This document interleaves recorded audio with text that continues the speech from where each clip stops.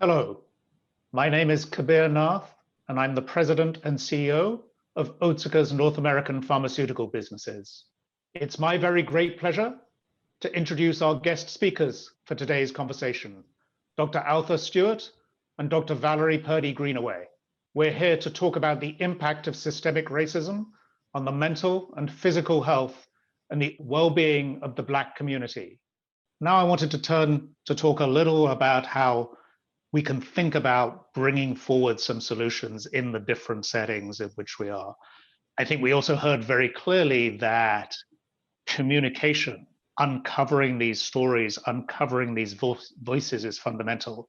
And education also in terms of those who perpetuate the infrastructure, the cultural infrastructure, the norms and everything else, because as I said before, many of those people don't even understand that they are actually the beneficiaries of systemic racism and in their very actions and words are serving to reinforce it. So there needs to be a significant education process there.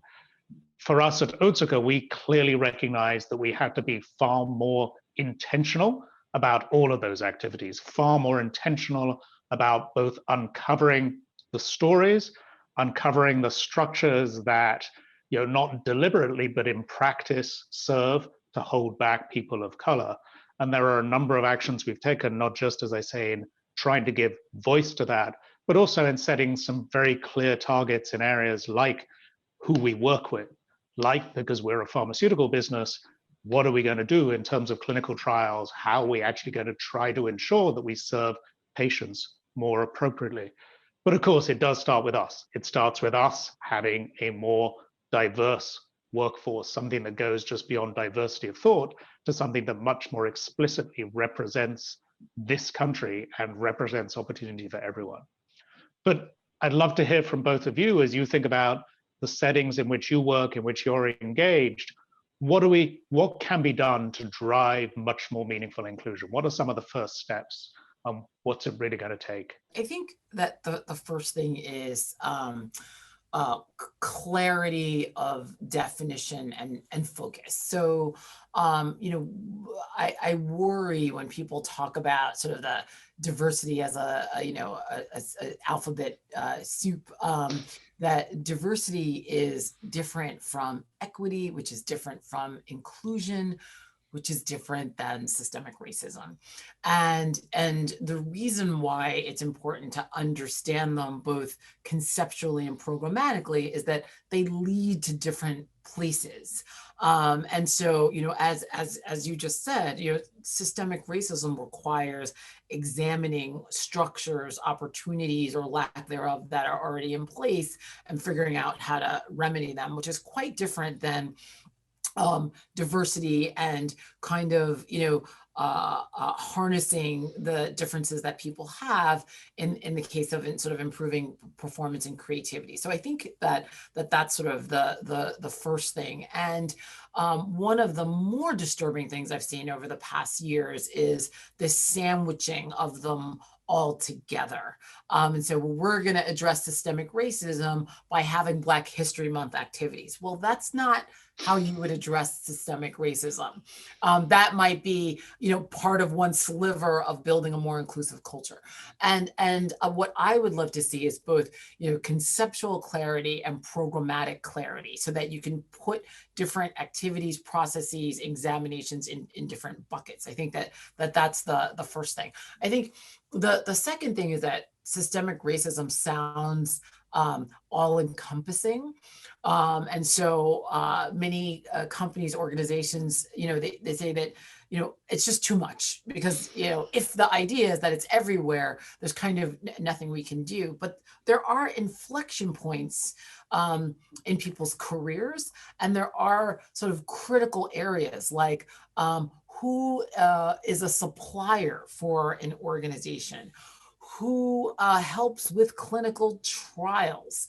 When you think about succession planning, there are sort of these, there are these kind of critical places that you can focus on kind of one aspect of that you might even think where systemic racism might be at play, and do an examination of that. And so the aggregate set of experiences over the life of an organization takes quite some time to put in place. So the idea that we're going to fix this systemic racism in 1 year is just not pragmatic. And I see the same lack of operational clarity, if you will, in schools as well. And so a school will say, we aim to be anti-racist, and therefore we're going to try to hire more African-American teachers. Well, that could be nice, but that's not necessarily clear that every teacher who's African-American is going to share the values of anti-racism. The chances are they might, but they might not.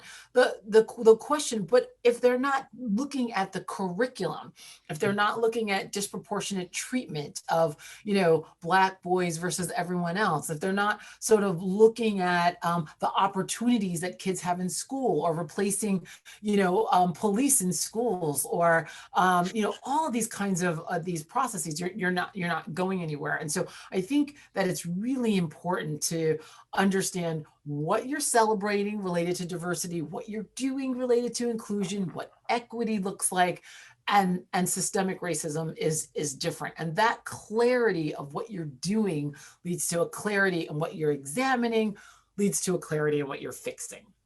And I'll toss the ball to you, Dr. Stewart. There are a few things that I'll just sort of amplify that you've talked about. One is the importance of operationalizing something. It's not enough just to say we are an inclusive environment and we believe in diversity and aspire to equity, and we're going to be anti-racist as an institution. Somehow you have to operationalize that. And for many of us who trained in the sciences, that means examining, evaluating, auditing. Something starts here, we check it, and does it end up here? And if I believe that I want to be an anti-racist institution, then first I need to understand what that means. And people have got to own the importance of learning. I can't tell my counterparts who are not Black how to be my ally. I can tell them what I need. I just can't tell them how to do it. Because that's their work to do. And I think a part of this operationalizing it, what we're talking about today, means that we have to have both the clarity that Dr. Purdy Greenaway talked about, the definitions that she identified we need to have, and then we've got to do something with that. In my world, working with kids at risk of going into the juvenile justice system, we do a lot of system audits. We look at everything from the police policies that allow transport in certain ways. We look at the eligibility criteria, if you will, for what gets you into detention and what keeps you out of that. For me, that's an audit. And you set up a structure that says, these are the values, the goals, the things I want to end up with. Here's where I am now.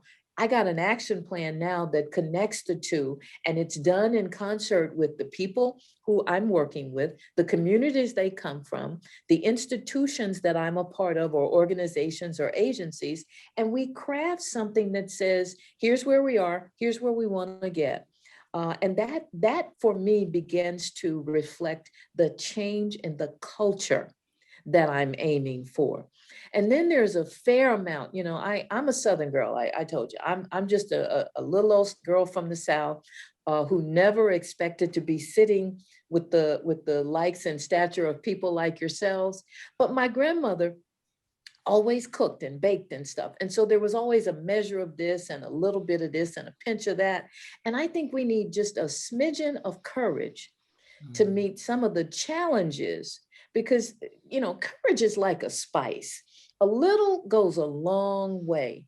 And when you start to demonstrate the courage to face the challenge of culture change, you need to have just enough to kick it up a notch and not too much to be overwhelming. And so if you think of it that way, the courage to meet the challenge that we are facing today around improving the circumstances under which many people live that are a product of a structural system that was never designed to be positive and working on their behalf, then you can start to think about what kind of culture would work, what kind of culture would benefit, what kind of culture would support a positive, thriving outcome for a child born in 2021 to, at the end of 2030, see themselves as someone who wanted to go to the moon.